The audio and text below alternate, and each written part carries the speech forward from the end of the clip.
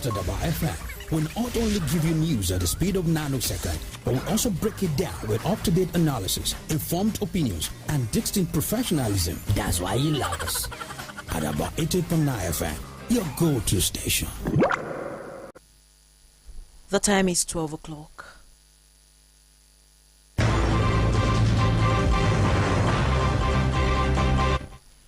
Good afternoon, I'm Titilope Adegolu with Global News in the news. European Union and Kenya sign trade agreement. 90 Palestinians killed in Israeli airstrikes. Provincial council election ongoing in Iraq.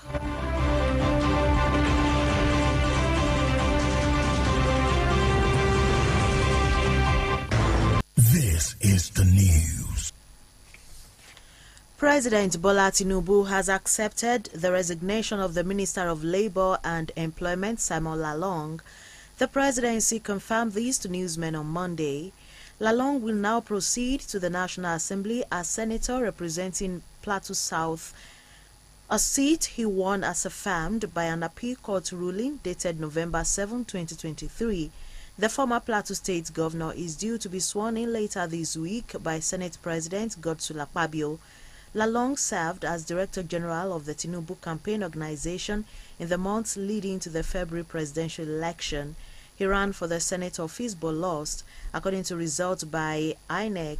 However, he challenged the result in court and won at the Court of Appeal.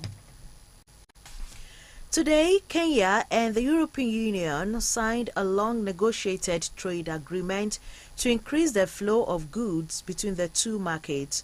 Kenyan President William Ruto disclosed this as Brussels pursues stronger economic ties with Africa. At the ceremony, Ruto said today represents a moment of monumental promise, saying it is also the beginning of a historic partnership for historic transformation. The ceremony was attended by European Commission Chief Ursula von der Leyen in the Kenyan capital, Nairobi. The Economic Partnership Agreement will give Kenya duty-free and quota-free access to the EU. Fierce fighting is continuing across the Gaza Strip after hopes were raised over the weekend for another ceasefire and hostage release deal. In the past days, there have been deadly Israeli airstrikes from the north to the south of Gaza. According to local health officials, attacks on the Jabalia refugee camp are said to have killed 90 people.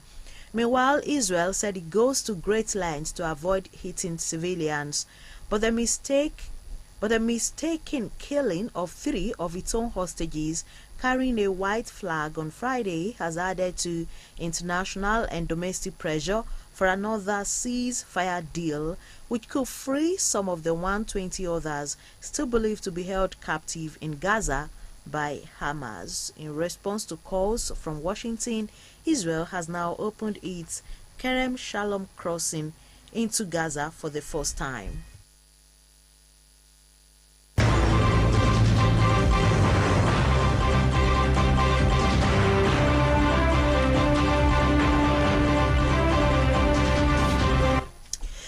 While this is going on, Hamas health officials say at least 90 Palestinians have been killed in Israeli airstrikes on the Jabalia refugee camp in northern Gaza. There has been no immediate comment from Israel, which insists it is targeting what it called terrorist infrastructure. U.S. Secretary of Defense Lloyd Austin is expected to meet Israeli officials today as the UK, France and Germany step up global calls for a ceasefire. Now, former UK Defense Minister Ben Wallace has said that Israel's tactics in Gaza will fuel the conflict for another 50 years and risks radicalizing Muslim youth across the globe. Wallace said he is not calling for a ceasefire, adding that you cannot have a ceasefire with Hamas unless they are prepared to declare one. He added that Israel needs to stop what he called crude and indiscriminate method of attack. He said going after Hamas is legitimate, but insisted that utterly destroying vast Gaza is not right. You're listening to Global News on 88.9 FM Akure, transmitting from Ilaramoki. After the break, Provincial Council's election ongoing in Iraq. Please stay with us, we'll be right back.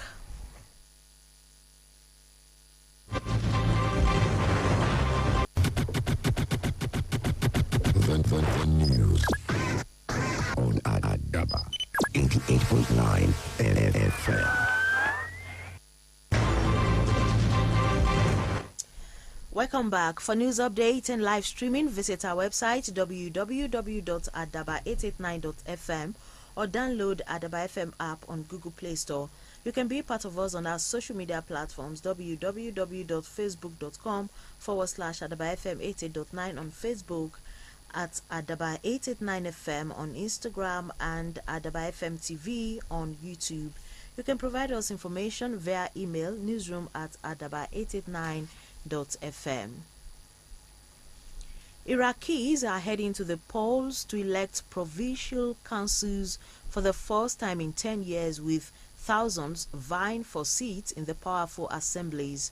Ballots will be cast in 15 of Iraq's 18 provinces today. The elections are a prelude to a parliamentary vote in 2025, which will test the strength of pro-Iran groups that have been raising their profile in recent years. Overall, 285 candidates will be elected to the councils.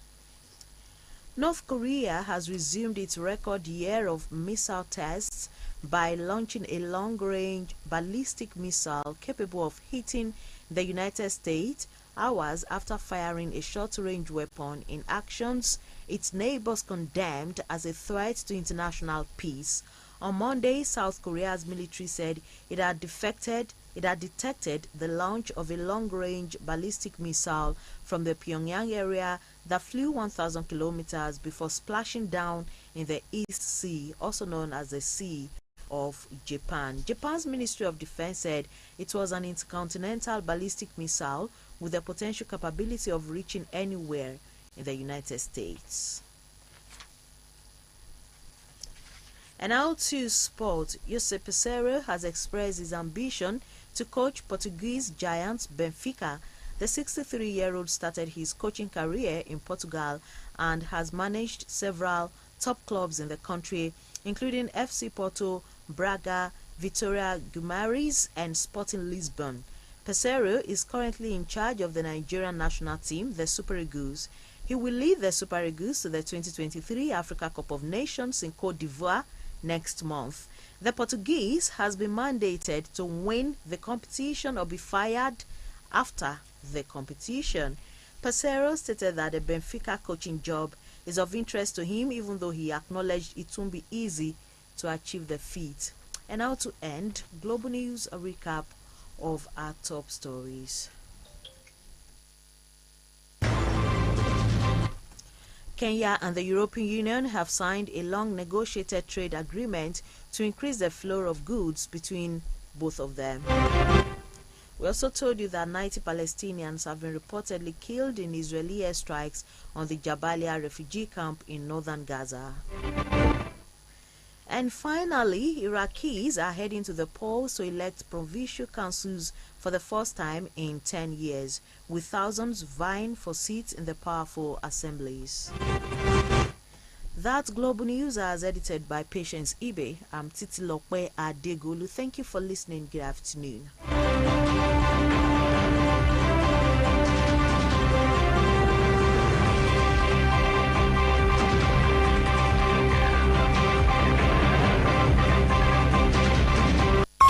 The world moves at a fast pace, and news breaks with the same speed. Sometimes you find the news, and sometimes the news finds you. All stations can keep up.